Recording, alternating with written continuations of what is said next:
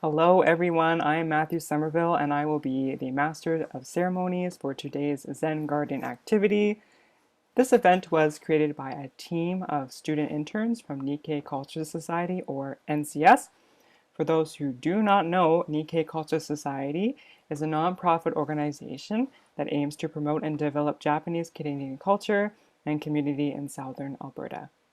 Nikkei Culture Society also aims to preserve the history of Japanese settlement in southern Alberta, as well as explore aspects of traditional and present-day art, culture, and crafts, which is what we are doing right now with the Zen Garden activity. If you are interested in joining NCS, you can visit our website at nikkeiculturesociety.com and apply through our registration form. And if you like this event, you can follow us on Instagram and Facebook to get more information on what we are going to be doing in the future. So before we start assembling our Zen Garden activity, or Zen Garden Kit, I would like to introduce our guest, Cody Fong. He is the head gardener of the Nikka Yuko Japanese Garden and has offered some time to talk to us about Zen Gardens. Thank you so much for coming today. Yeah, it's a pleasure. Great. So everyone who has a kit, I have a kit. It looks like this when it comes in the mail. And I'm going to be switching to my other camera so we can go further in detail of what is in the kit.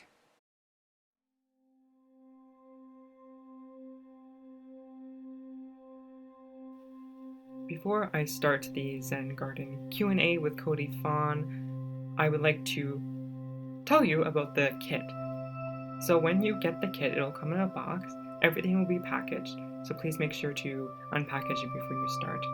Obviously, for this video, the sand had to be put into the container, but it comes in this bottle, so please pour it into the container and then you can start. There's also some nice plants that you can put in your kit. We have a cherry blossom, a bush, and another tree. We also have a lotus incense holder as well as the incense container and an incense. We have a toolbox which has all your rakes for the Zen Garden Kit. We have the first rake, which is a bending teeth rake, kind of your basic rake that all Zen Gardens have. And this is just to show what it does. So it has a nice kind of medium thin stroke, and here's me showing a straight line as well as a curved line. We also have the traditional 4 teeth rake. It's called that because it has 4 teeth. And here's me showing the lines. So this is kind of a straight line, and this is a curved line. So it's better on the straight line, I think. Next, we have the triangle-shaped teeth rake. This is quite broad in its stroke, as we will see, and it's really nice for making, thick lines. Really good for making curved lines as well, actually, as we will see.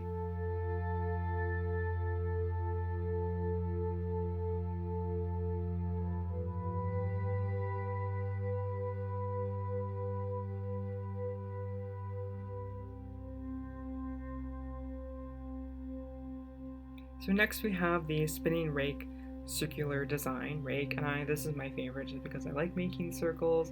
This one's really fun to use. A bit hard at first, but I think everyone will get a hand at it. So this is me just showing how it works. I just twisted it like so for a bit until all the sand was even.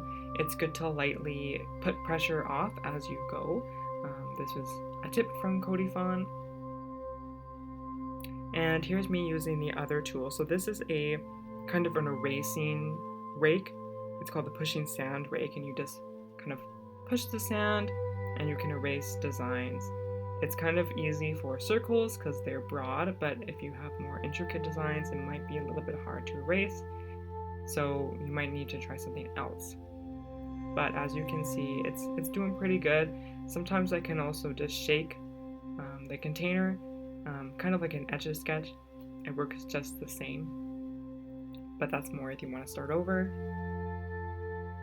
And finally, we have a kind of a free-form stylus. This really confused us, but basically it has a broad end and a kind of thin end, and you can use this and just make kind of intricate designs with it, maybe by using, again, the broad or thin end.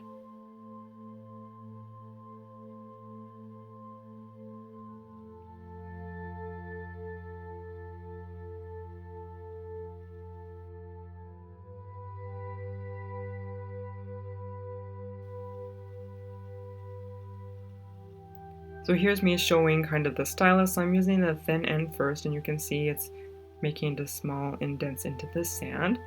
And I'm also using the broad end, and that's kind of how I used it. But really, I think you can use this tool in whichever way you want. I kind of experimented with the lines a little bit to see how that would work.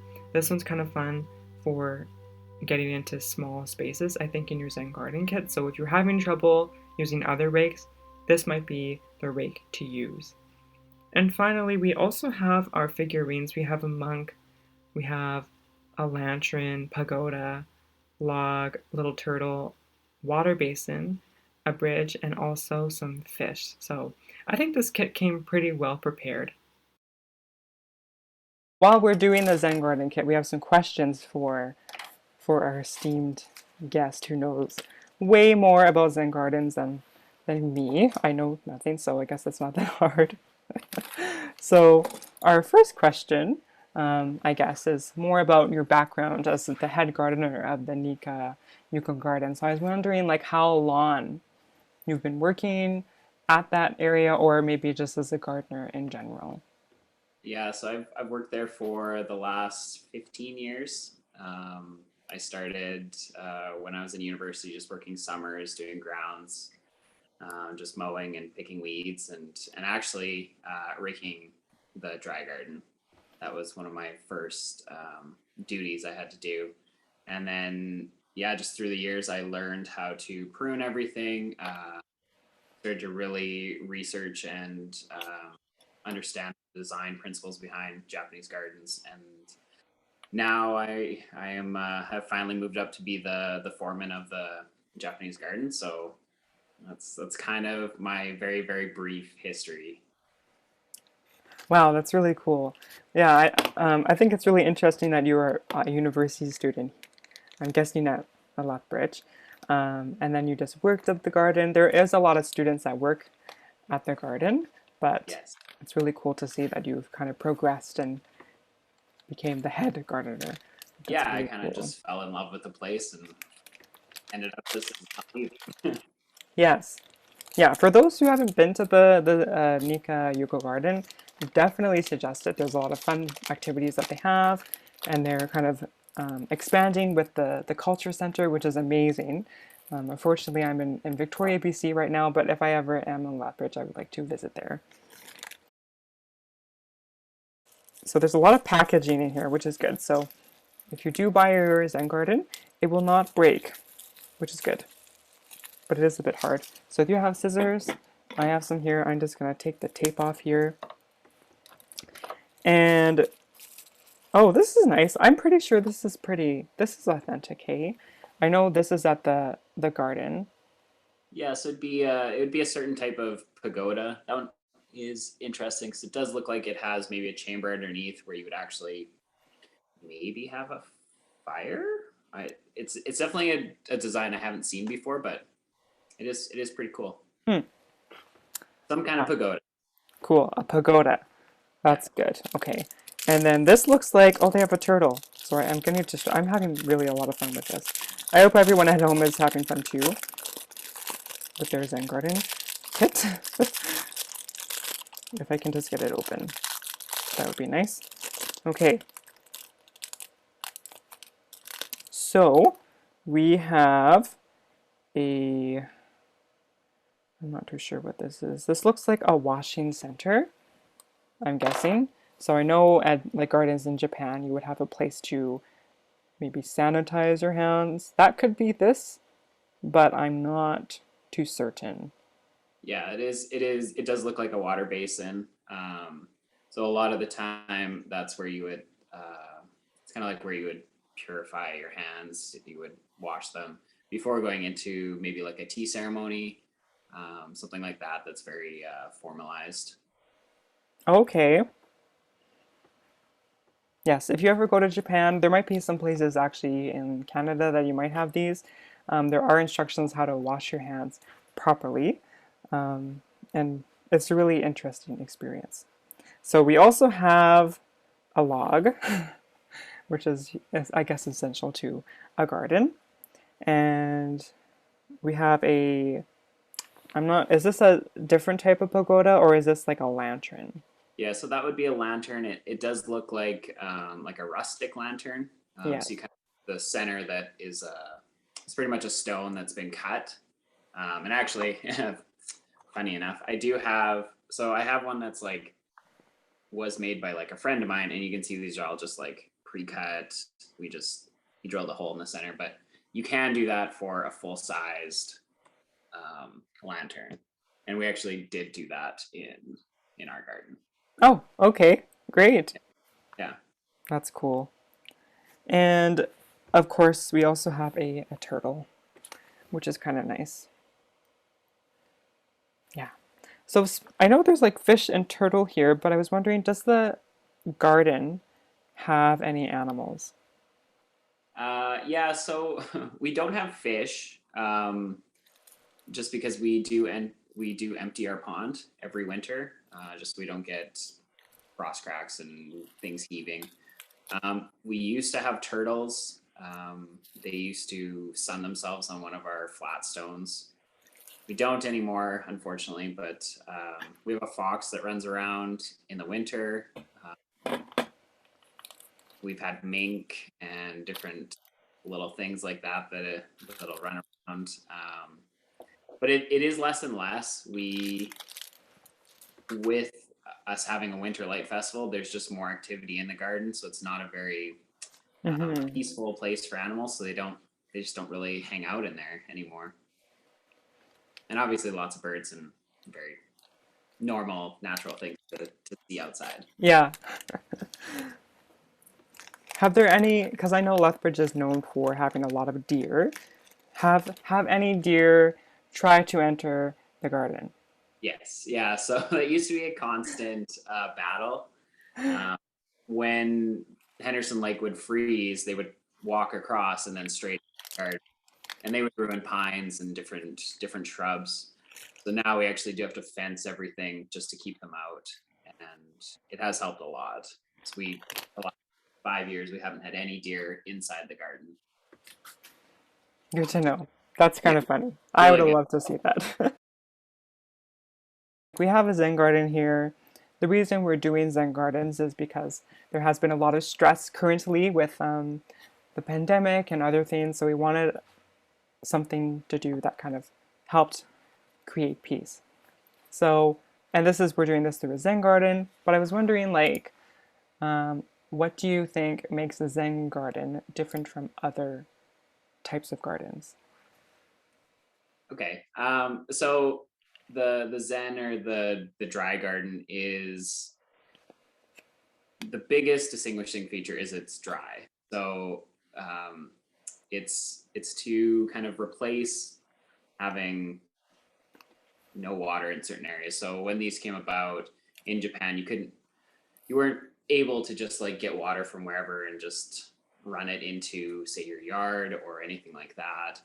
So they used sand and stones to replicate different landscapes that they enjoyed. So you can have a dry creek bed with sand or pebbles and then stones as the border. And then for something like what we're doing, a big open landscape, and especially as it got associated with temples, it was to help open up the mind and open up the imagination.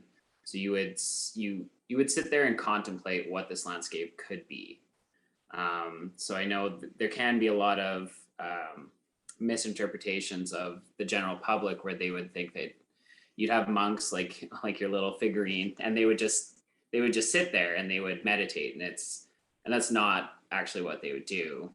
The meditative practice of a Zen garden or a dry garden is to actually rake it daily. So it's the meditative work of doing something repetitive that you can get into the so-called like Zen moment, that moment of nothingness. You get almost I know in the Western thing, it's you get into the zone, right? Where you're doing without thinking. And so that's kind of the nice thing with having this small one is now you can do that daily practice, that daily meditative practice of just raking and maintaining a space. And that can help to almost make your outside world stresses disappear for even a moment, just to kind of bring you back down and almost ground you a bit. Mm-hmm. That's good. Yeah, that's interesting. Actually, kind of reminds me because on our Instagram account we post like kotowaza every week, and I think this week was kind of the idea of if you're stressed to change and focus on something different. So I know like me, I like to clean, but maybe if I'm stressed, I can just go to my Zen garden, do some designing, and go back to work, and Yeah. kind of be in my zone, as you said. Yeah. Yeah.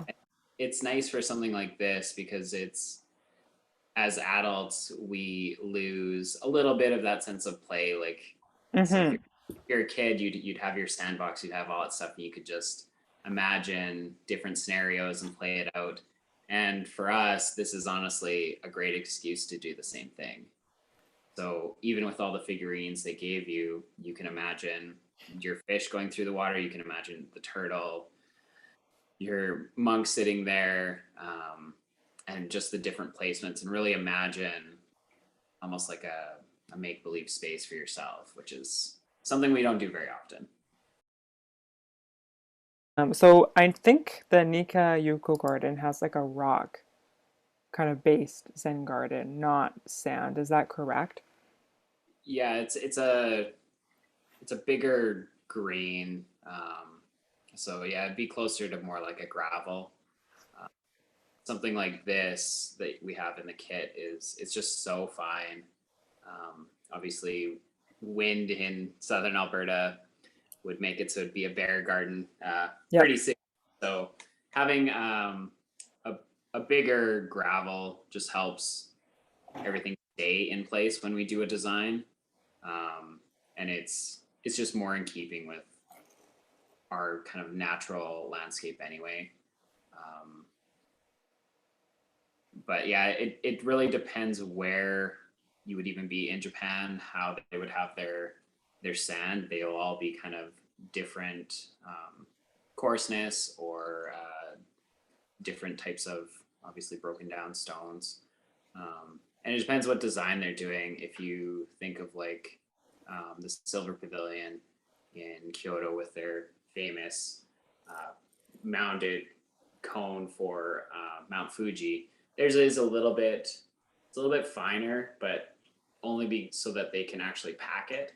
So they get it wet and they can actually pack and form it into a shape. So if you don't need to do that, then maybe you don't need that type of sand. So like our gravel or something like that, we don't mount it up. So it's kind of perfect for what we use it for. Okay, so like yeah, the Zen gardens like really differ on the geographic location. That's Yeah, cool. a lot of, especially with um, like we talked about water and not having those resources. A lot of the time when Japanese gardens are made, it's whatever they can get locally. So whatever stones are local, whatever trees are local, that's what they're going to use to design their garden. Because it 400 or 500 years ago, it was a lot harder to actually move materials long distances to make these gardens. That's really interesting. Okay, so I was also wondering because I know Zen gardens kind of originate from Japan, if I'm not mistaken. Hopefully not, but I was wondering if like China and Korea might have Zen gardens, and if you've ever been to them, I was wondering like do they differ, or is there like something, are they pretty much the same? Um, I have not personally been to any. Um, I would hazard a guess that the Chinese ones, if there were any, it would be more stylized. It would be more ornate. Um, whereas the Japanese, they've really taken a lot of the Chinese influence from long ago and kind of mellowed it out a little bit.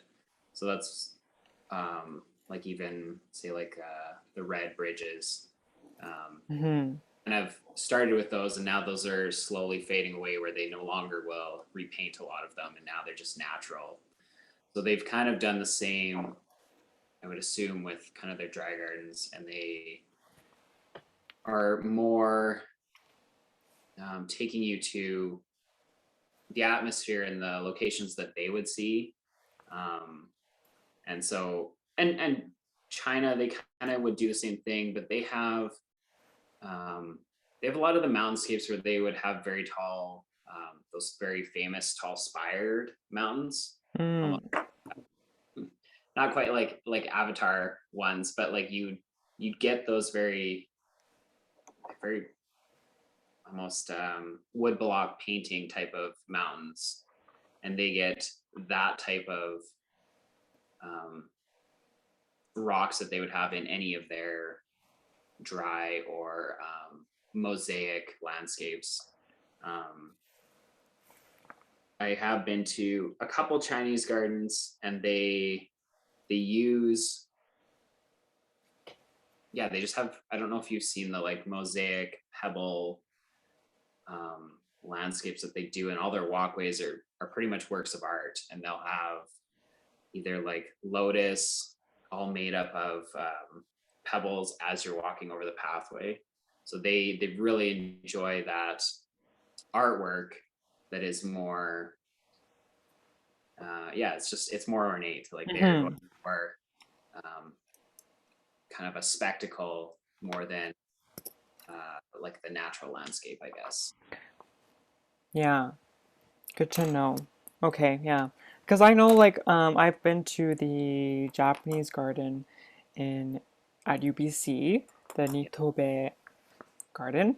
Very nice. If you ever have a chance to go there, definitely do it. Um, but it's not, it's more of a focus on like nature, and they have definitely have areas where you can walk around and enjoy the pond or that kind of stuff. I've never been to a Chinese garden, but I guess it would be, yeah, as you said, ornate. Great. Yeah. Okay, so oh, another question because we're almost finished our event.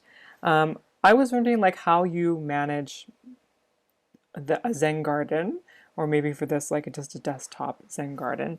Do you like? I guess you kind of answered this question where you like would maybe change the design or work on the Zen garden every day, but do Zen gardens change like every season, or is there a different way to do that kind of stuff based on? Because I know Canada has 4 seasons, so maybe like you could change it. Do you do that at the Nikka Yuko Garden? Yeah. So because our dry garden doesn't have like a specific story, um, I am able to actually change its kind of meaning for, yeah, the season, or whatever I feel is kind of whatever I'm seeing that maybe month or something like that. So for us, I've had a lot where you could have in the very center, you have one center stone, and it could just radiate out from there. So pretty much the lines would continually ripple out through the entire garden. You could do that with three groupings of stones, and I will do separate ripples for each one. You could do it all flat, like it could be kind of like, oh, it's summer, and you're just highlighting the stones with your ripples around them. I've had it where it can look more like a stream, and I would run it through the rocks and then have eddies of water that would kind of almost what the rocks are causing it to do. So you can have that sense of flow by creating eddies in the kind of dead zones in the river. Hmm. Um, yeah, it is nice to have that freedom with ours, because there are a lot where it is a dry garden that is based off of mythology or a story. So then you can't change it, because it then ruin like it no longer tells the same story. Hmm. Yeah, I guess like sand art is kind of like an illustration. You're illustrating and you're telling your own story, which is great because I'm not a drawer, but I can definitely like use a rake and design. Okay, great. Absolutely. So my Zen Garden kit, I'll show it again, is kind of complete. I left out a tree and the figure beans, but mine's done at least for now. I might change it, but right now I kind of have I just did like a circle and I put the chrysanthemum thing and my tree in the center. That's my focal point, I guess, of my desktop Zen Garden. And I have lines just coming out from it. And I have my little lantern and a bush because I thought that kind of evened that out a little bit. And I put my pagoda and just a log here. And I put my two fish and a bridge. And I don't know if you can see, but I changed the line a little bit so it's a little bit squiggly, kind of like water. But I might go over it just to make it more how I want it to be. But I think that's the fun part about this kit is you can really change it. It's really easy to change. So that's great. So our last question, I guess, for today is like, what is your favorite thing about Zen gardens or maybe working at a Zen garden? What's your favorite thing to do? I think it is actually raking it. It is it's getting lost in your work, and um, almost getting to see people's reaction to it as well. Like um, just kind of piquing people's interest with whatever design you end up doing. It just, you can see that it helps people think, and it helps just kind of get those creative juices going Mm-hmm. to just imagine different things. And like I said, we don't get to do that as adults, I feel like, as much as we probably should. Yes, exactly. Yes, so for people at home, if you ever have a chance, please go to the garden and see Cody's work. It is phenomenal. I went last year and I got to see the Zen garden and it was really, really nice and I could definitely feel the peace and all that kind of stuff.